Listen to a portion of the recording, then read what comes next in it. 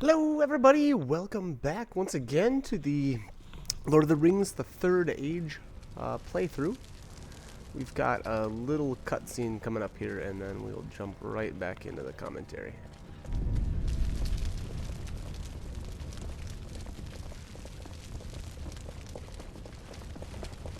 This one is easy to track. He melts the very rock. I have never seen such power. Here, you lead on, so you may see him first.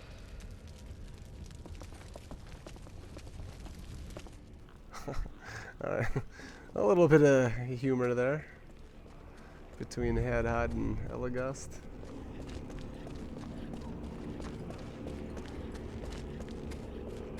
Alright, well, it looks like we've got there's a fixed encounter here somewhere.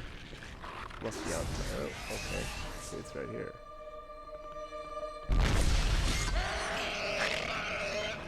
Alright, what do we've got? Caster and 2 archers.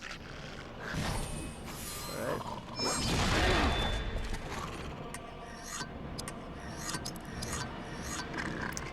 Nothing too fancy here. Look at that shield. Oh god, it's so hideous.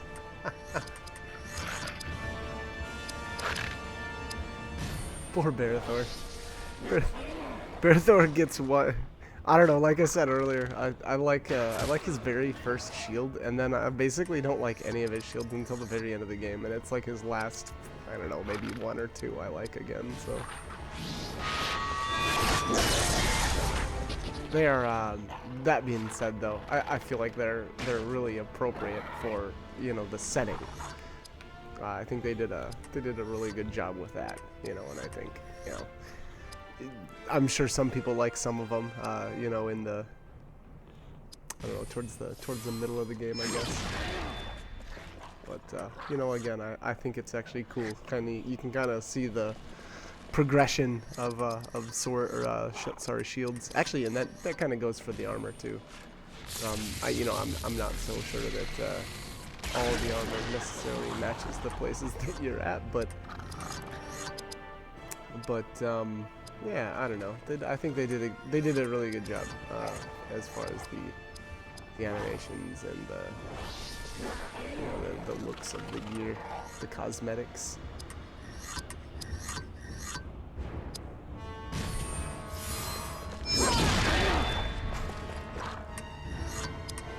Alright, looks like I'm keeping the one in the center stunned fairly well here. Unfortunately, Idril doesn't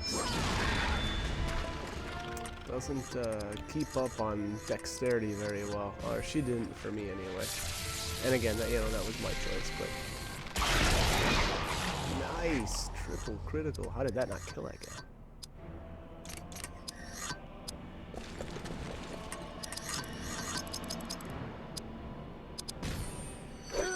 Alright, let's whip up some old Toby while we're just standing around watching all these sleeping monsters. Sleeping goblins, I guess I could label them appropriately. I feel like if you do a little bit of crafting here and there, you don't need to go overboard. But if you can get to old Toby, you'll really be set for the rest of the game. And I mentioned it in one of the other videos that even if you are playing, I guess if you're playing on hard, I feel like the item craft is a lot more useful. But if you're playing on easy or medium, I wouldn't say it's as necessary.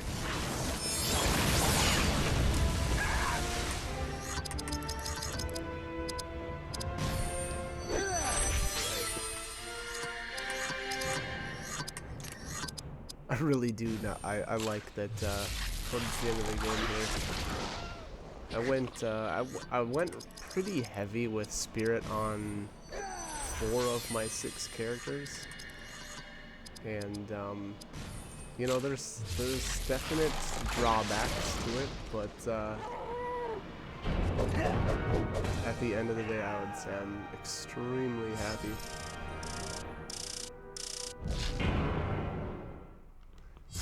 Maybe one of these days I'll do a playthrough where everybody goes here. It's doable. That may be a little boring though. So that's actually the problem that I've come across now. Is towards the end of the game now, I'm finding that I'm spamming a lot of the same abilities among multiple characters, and I think it takes a little bit away from the game, in all honesty. Like, yeah, it's pretty fun, but you know, my Hadhod isn't really swinging his axe anymore. He's kind of just casting the same spells that everybody else is. And, you know, Barathor still does a little bit of buffering. But for the most part, it's kind of like everybody's spamming the same skills, and it's a little lame. I don't know. It's different, that's for sure. And I don't know if I would recommend it for anybody's first playthrough. I think that takes, like I said, I think it takes a little bit of the fun out of it and the uniqueness of the characters. You know, essentially, I'm actually just using skills that they don't normally have innately anyway. Once I got the Shadowcraft, and what is that? That's after, is it after Moria? Yeah, I think it's right here after this chapter, actually, or, well, I don't know, do you call this a chapter? Region? It's broken up into regions. There you go. So, anyways, at the end of this region, we will get the Elf Stone of Shadow Crafting or something like that. I forget the actual name of it now, but yeah. Anyways, it teaches a lot of really good abilities. And once we actually get there, I guess I'll talk a bit more about it, but yeah. Anyways, I'm like I said, I'm fairly happy with how it turned out, but there's definitely a feeling of lameness. I don't know.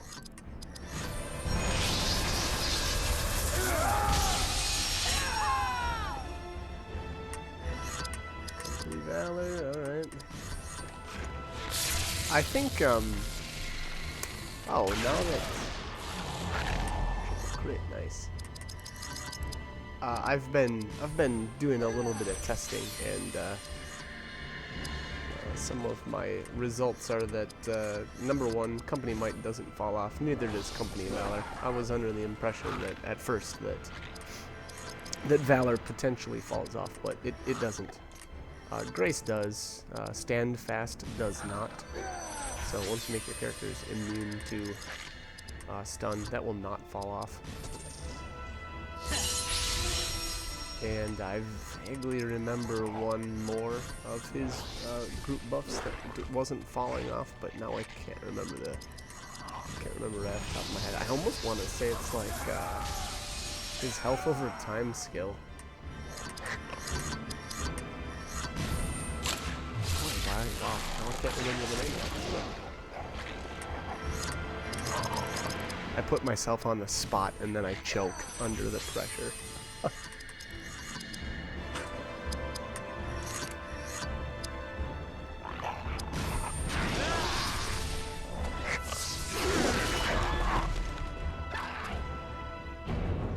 Alrighty. Finish it off with Hadhod and be on our way.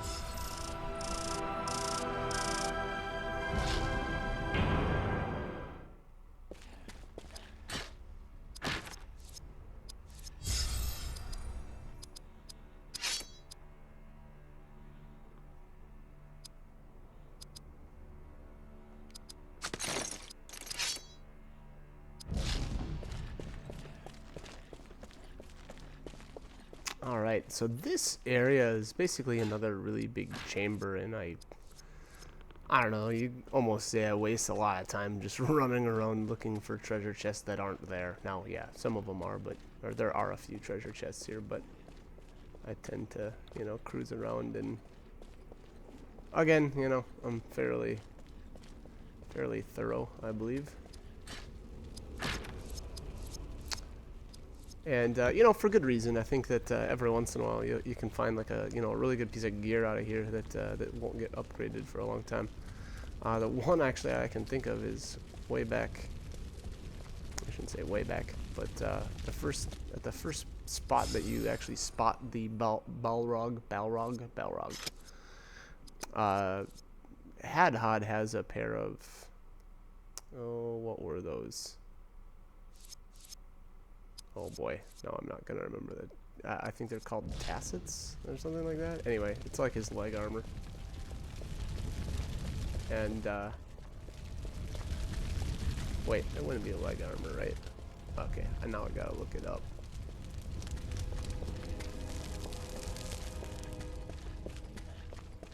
Alright, it was the Dwarven Black Iron Greaves. So basically his, like, feet armor.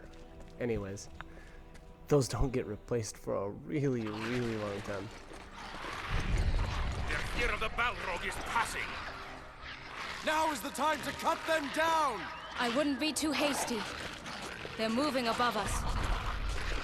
Hold back! They're trying to surround us!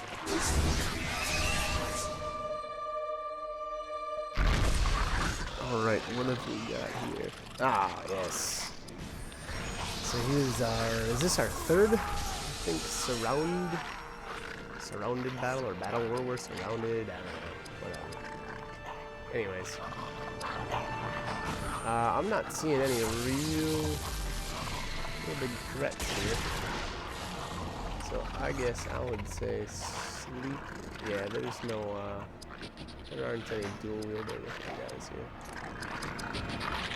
So, yeah, I guess I would just say sleep whoever you want, and then, you know, just start on cleaving wound on, or start cleaving smash, sorry, crippling smash. Jeez, wow. You just failed hardcore today. Anyways, start crippling away. And if you've got Idril here instead of, you know, either Marathor or Hadhod, I would just, number one, actually, I think what I would do first turn with her would be to just haste her. You know, just cast haste on herself, just so that she's getting turns faster. And then she'll be able to, you know, keep up with healing a little bit better. And actually, I mean, if you get free turns, or where, you know, you feel like people are gonna be okay to not to, actually, you know what I would say?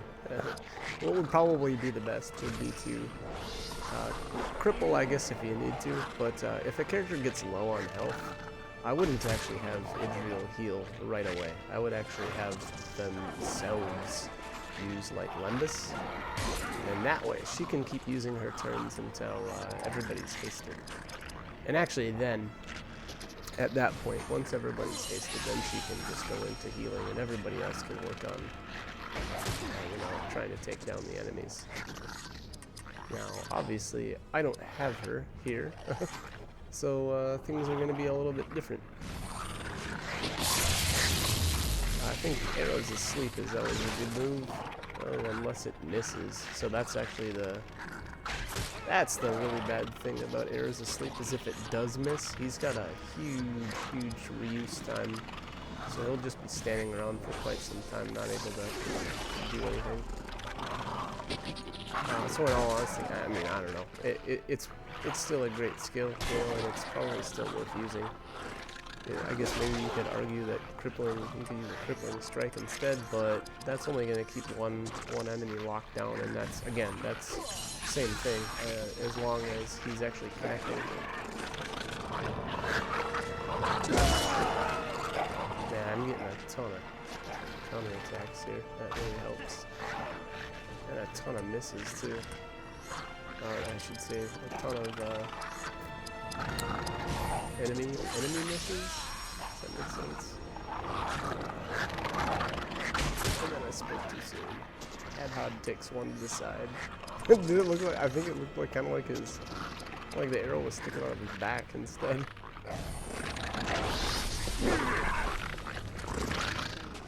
This fight is, you know, handled exactly the same way as, well, not exactly, but similarly to the other fights where you You can only attack the 2 enemies directly in front of you, and that's, I guess it's okay. You know, again, you have the wheel about command here. So even if you're not able to attack the target that you necessarily want to, you can just move. Can be still a little annoying, I suppose, but it's still a pretty cool concept, I think.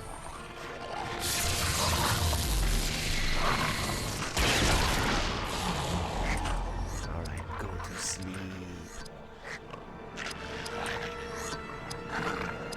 Alright, what do we have left here? A lot. Still a lot. Boom! Nice crit. That was a pretty impressive crit. It actually would have been nice to get that earlier, as opposed to, you know, when he's already like 300 health away from being dead. But oh, nice. Okay, Royal Grace. Awesome. That was a skill I was thinking of earlier. I'm not 100% sure on whether or not that one will last the entire duration of the battle, but I should actually test that out. Actually, what I should have done was, when I did all my testing, I should have written them all down, but I didn't. I was like, oh, no big deal, I'll remember all these. And then I totally didn't. I guess I remembered the important ones. Stand Fast, Valor, and Might.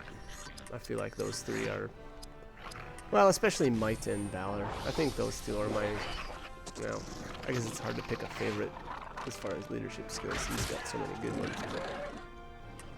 Those two really stand out. Grace is pretty ridiculous too. That skill is just awesome. So maybe those three. I think I'd say those three are my favorite. The trifecta.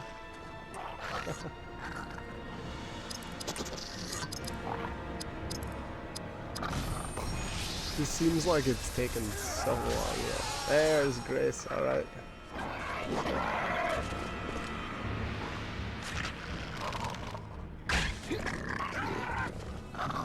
So I did notice that the unfortunate thing about the first, I don't know, quarter? I would say, yeah, probably a quarter of the playthrough seems a bit on the slow side, and, you know, again, that's because of the, nice, there's Grace doing, gosh, that restored so much AP.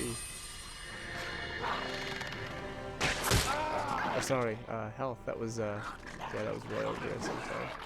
I thought that was Fellowship Grace, my bad. I was like, wow, 100 and some. There you go, though. That's nice. Heck yeah. 78 AP back from Fellowship Grace. So yeah, so I'm betting that, and I haven't actually tested this out. I really need to, but I would sure guess that Fellowship, Company Might buffs up your the amount of healing that Royal Grace restores, just like Fellowship Grace. That's my guess anyway. I need to try that or test that out, but as you can see now, our healing issues. Yeah, I don't know why I guess I'm casting the Valor just for the heck of it.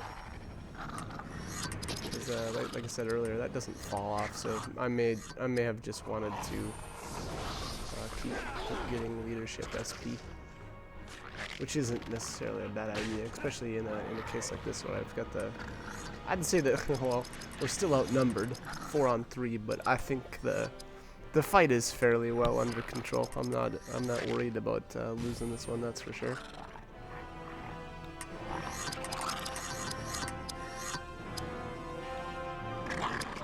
Ooh, maybe a war call? Nice.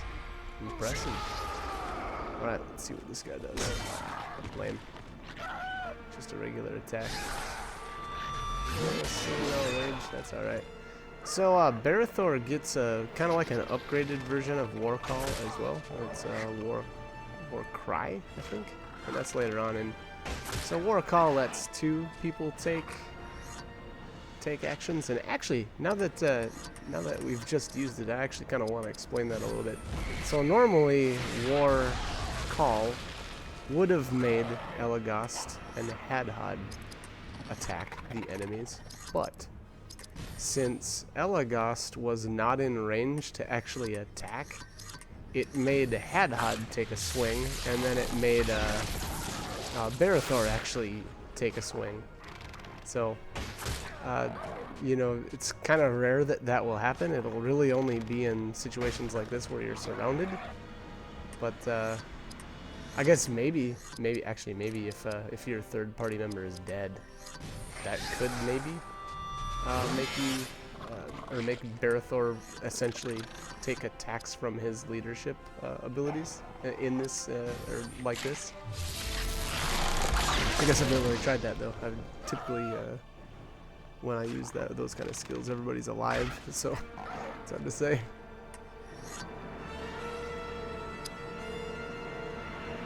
Alright, what do we have left here? Yeah, it looks like I have to wheel about if I'm gonna want to. Oh, I was actually trying to see if you could clear out enemies and then, you know, maybe get the fourth, or get Idriel in here, but you can't. I was tapping the, you know, the button to try to get her in here, and you can't. Which is unfortunate, because that means that she's only going to get half experience, but, you know what? It's not going to be the end of the world, that's for sure. She'll be just fine. Alright. Yeah, if I'm using aim shot instead of crippling, that usually means that I just want to end it.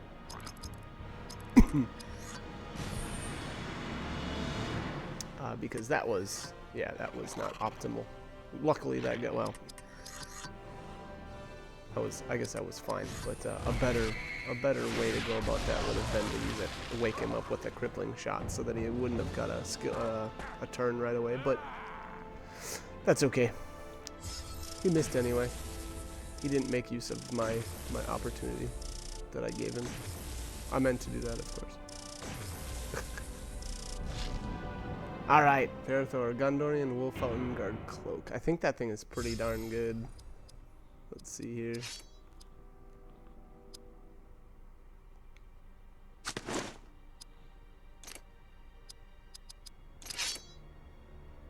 Oh, did I miss equipping it? It looks like I did. Alright, anyways. I gotta cut this, so hope these guides are helpful, and hope you guys keep joining me for more. Alright, thanks for watching.